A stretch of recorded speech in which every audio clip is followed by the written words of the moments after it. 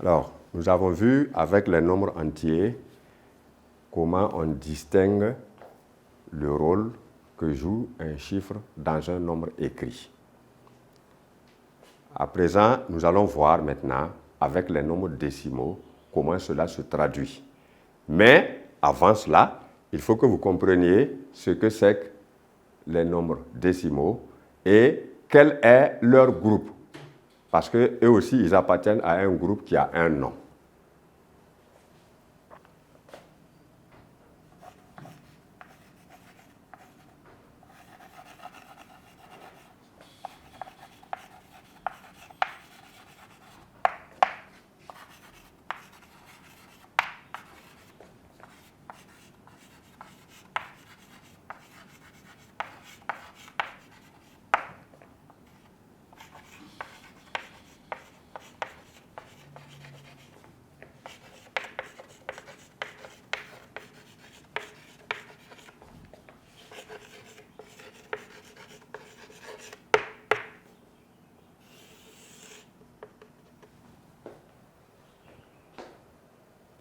Alors maintenant, avant d'aborder, n'est-ce pas, ce petit point explicatif, il faut que vous sachiez ce qu'on appelle nombre décimal.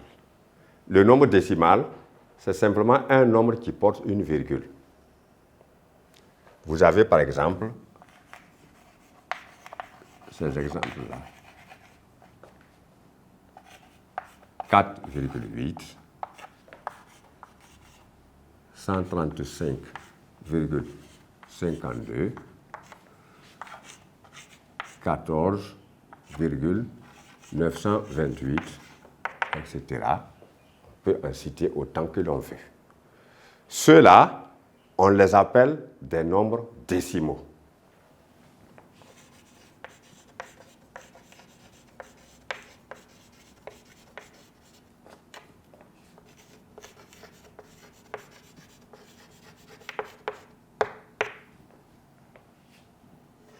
Mais pourquoi ici, on peut les appeler nombres décimaux à proprement parler? Parce qu'il faut faire la différence. Ce sont des nombres décimaux, ici, parce que leur partie décimale n'est pas 0. Après la virgule, on a encore des chiffres différents de 0, qui sont des chiffres que nous avons déjà vus dans le système décimal. Alors,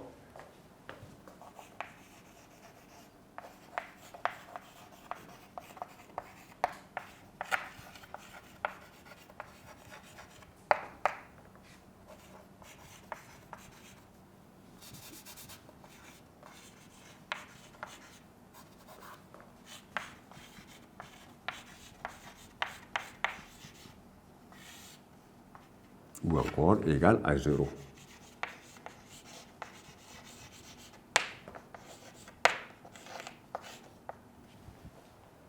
Ça s'appelle purement des nombres décimaux. Alors, pour chacun de ces nombres-là, nous pouvons encore distinguer, connaître, découvrir le rôle que joue chacun des chiffres qui le composent.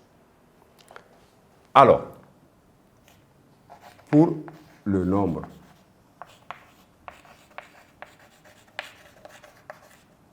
4,8 »,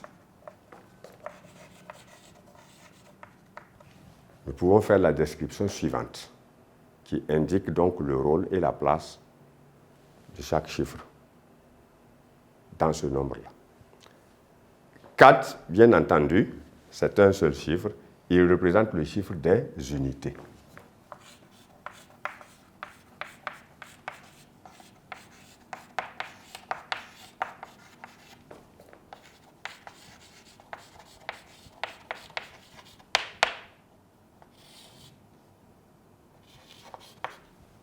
Et maintenant, après la virgule, nous voyons encore un chiffre qui est là. 8. Lui, il est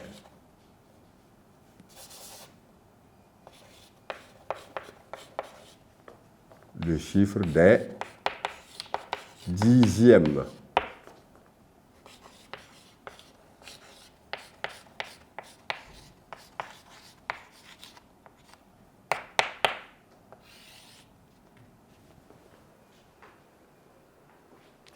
C'est pour dire que après la virgule que vous constatez, le premier chiffre que vous rencontrez, il est le chiffre des dixièmes. Le chiffre suivant, c'est le chiffre des centièmes. Le troisième, c'est le chiffre des millièmes, etc., etc. Alors, nous voyons ici que 8 étant le chiffre des dixièmes, 4 est le chiffre des unités. Voilà, le nombre décimal 4,8 indique donc le rôle de chacun des chiffres qui le composent. De même, on peut prendre par exemple 135,52. Alors,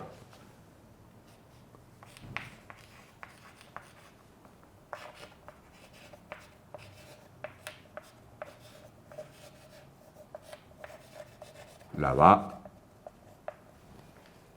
puisque nous commençons toujours par donner le rôle que joue chaque chiffre dans la partie entière, c'est-à-dire celle qui se place avant la virgule, et ensuite, on fait le même travail pour les chiffres qui se trouvent dans la partie dite partie décimale, qui se place donc après la virgule. Alors, ici, dans ce nombre-là, le chiffre 1, lui, il est le chiffre des centaines.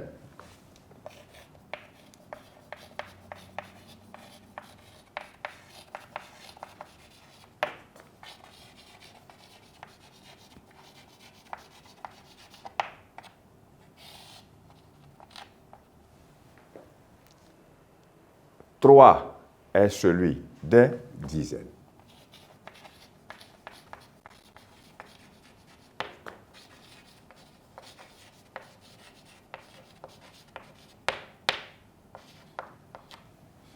Cinq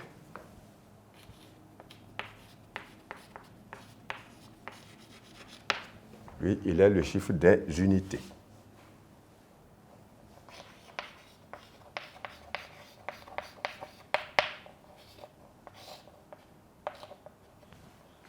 Alors, on affranchit la virgule et on voit des nombres qui sont présents où il faut indiquer justement le rôle que joue chacun de ces chiffres-là. Alors, 5 ici, lui, il est le chiffre des dixièmes.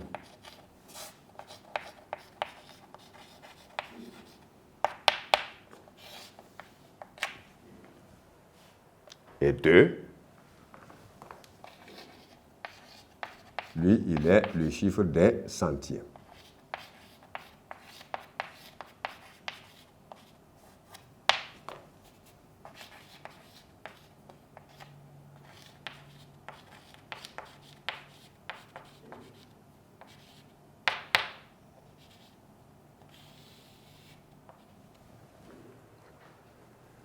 Alors, maintenant, nous poursuivons avec le dernier nombre que nous avons choisi en exemple, 14,928 nous indique ceci.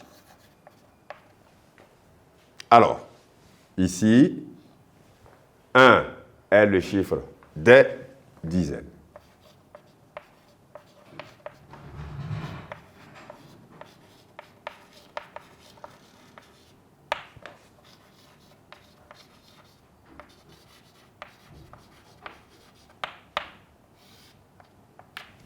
Quatre, celui des unités.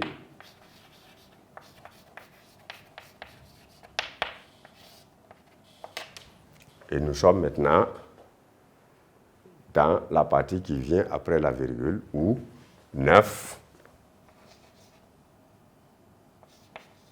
est le chiffre des dixièmes.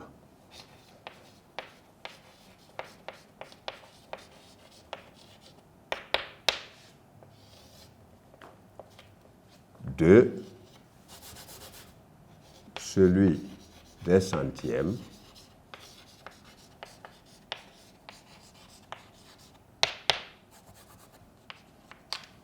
Et enfin, nous voyons que 8, qui est le troisième chiffre après la virgule que nous rencontrons dans ce nombre, lui aussi il joue son rôle.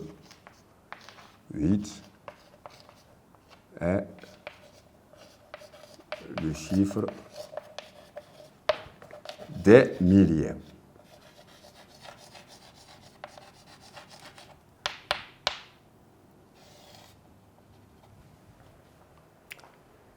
C'est l'occasion de s'ouvrir en parenthèse que il faut bien faire attention et ne pas confondre dizaines et dixièmes, centaines et centièmes, mille et millièmes. Parce que lorsque nous parlons de dixième, ça veut dire division de quelque chose par 10. Centième, c'est division de quelque chose par 100. Millième signifie division de quelque chose par 1000. Voilà. Et cette façon donc de découvrir le rôle et la place dans les nombres, qu'ils soient des nombres entiers, des nombres décimaux, cela nous permettra donc de faire la comparaison des nombres. Et c'est ce que nous allons aborder maintenant en grand 2.